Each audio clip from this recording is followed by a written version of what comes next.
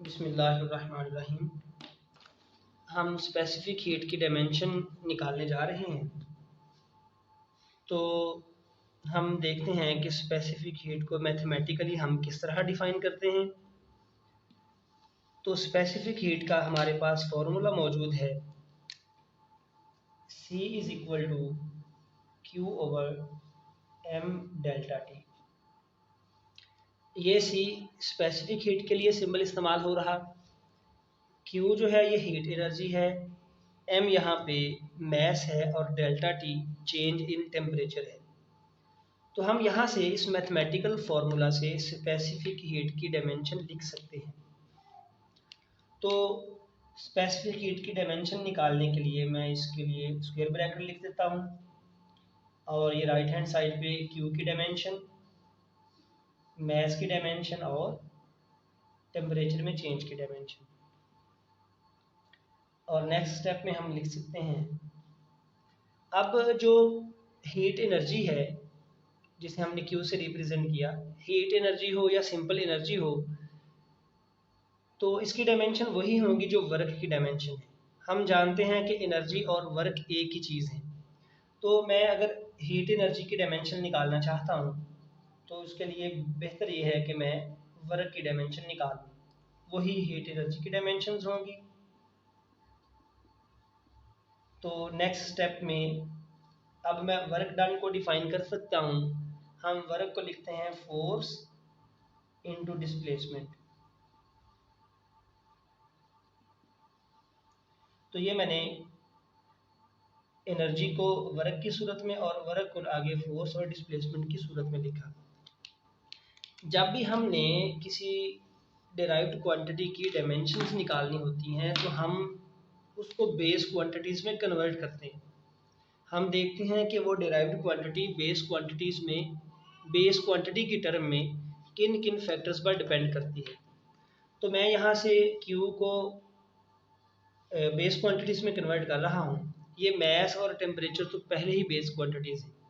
तो मैंने Q को लिखा कि ये वर्क डन है, फिर मैंने लिखा कि ये फोर्स और डिस्प्लेसमेंट का प्रोडक्ट है, और नेक्स्ट मैं इसको लिख सकता हूँ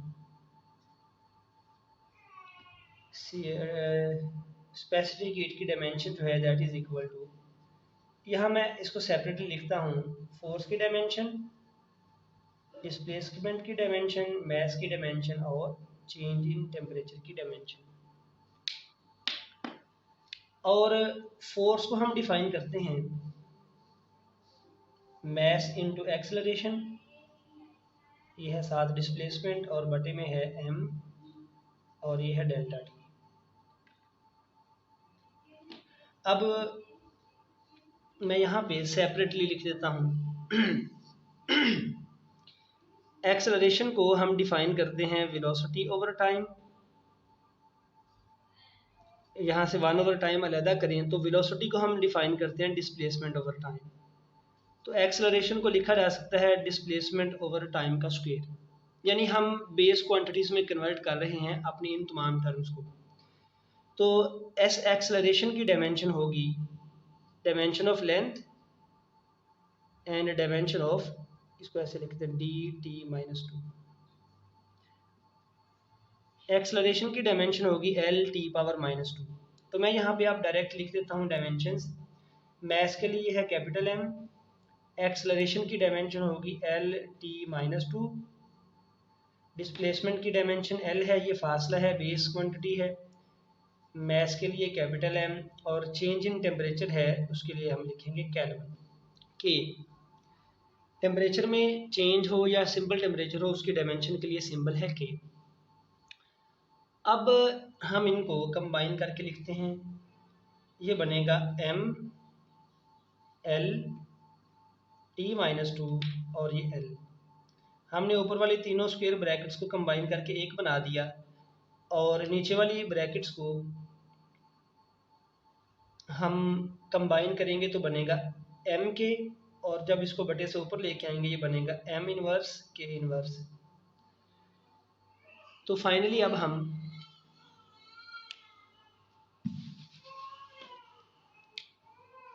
स्पेसिफिक हीट की डायमेंशन को लिख लेते हैं, that is equal to M ये एल और ये एल मिलके बनेगा एल स्क्वेयर, ये है टी की पावर -2, और ये एक ब्रैकेट में कंबाइन करके ले आते हैं m-1 k-1।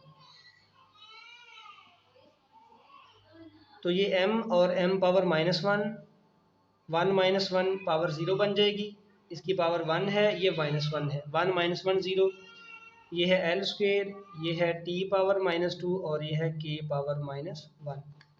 m पावर 0 इसका आंसर 1 होगा, तो फाइनल हमारे पास स्पेसिफिक हीट की डायमेंशन का एक्सप्रेशन होगा L square t-2 k-1। This is the dimensional formula of specific heat।